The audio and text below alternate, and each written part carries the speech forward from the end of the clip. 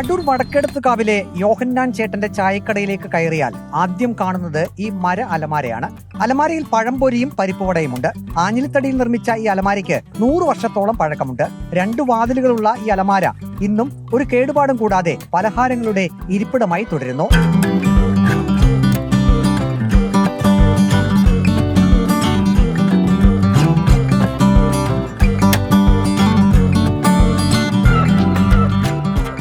പഴംപൊരിയും പരിപ്പുവടയും കഴിക്കാൻ എത്തുന്നവർ ഈ അലമാരയുടെ വിശേഷങ്ങൾ കൂടി ചോദിച്ചറിയും. 100 വർഷം പഴക്കമുള്ള അലമാര ഇപ്പോഴും സൂക്ഷിക്കുന്നതിന് 100-ൽ 100 മാർക്കും നൽകുകയാണ് ലഘുഭക്ഷണം കഴിക്കാൻ എത്തുന്നവർ. പഴയ സാധനങ്ങൾ ഒരു കാരണവശാലും ഉപേക്ഷിക്കരുത്.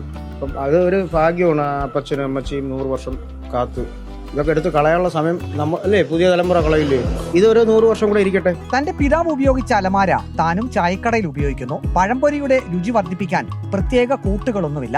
വിനയത്തോടെ യോഹന്നാൻ ചേട്ടൻ പറഞ്ഞു.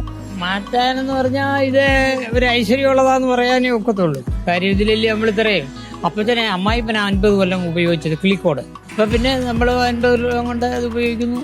അത് ഐശ്വര്യമുള്ളൊരു അലമാരിയായിട്ട് ഉപയോഗിക്കുക. യോഹന്നാൻ ചേട്ടന്റെ കടയിൽ സഹായിക്കാനായി ഭാര്യ ചിന്നമ്മയുമുണ്ട്. അലമാരിയിൽ പ്രത്യേകിച്ച് അറ്റകുറ്റപ്പണികളൊന്നും ഇതുവരെ നടത്തിയിട്ടില്ല. ഇടയ്ക്ക് ഒന്ന് പെയിന്റ് ചെയ്യും. ഇനിയും ഒരു 100 വർഷം യോഹന്നാൻ ചേട്ടന്റെ ചായക്കടയിൽ പലഹാരങ്ങൾ നിറഞ്ഞ് ഈ അലമാര ഇവിടെ ഉണ്ടാകട്ടെ എന്നാണ് ലഘുഭക്ഷണം കഴിക്കാൻ എത്തുന്നവരും പറയുന്നത്. വീഡിയോ ജേർണലിസ്റ്റ് അജി കൊടുമണ്ണൊപ്പം reporter Praveen Purushothaman. In reporter, Pathanamthitta.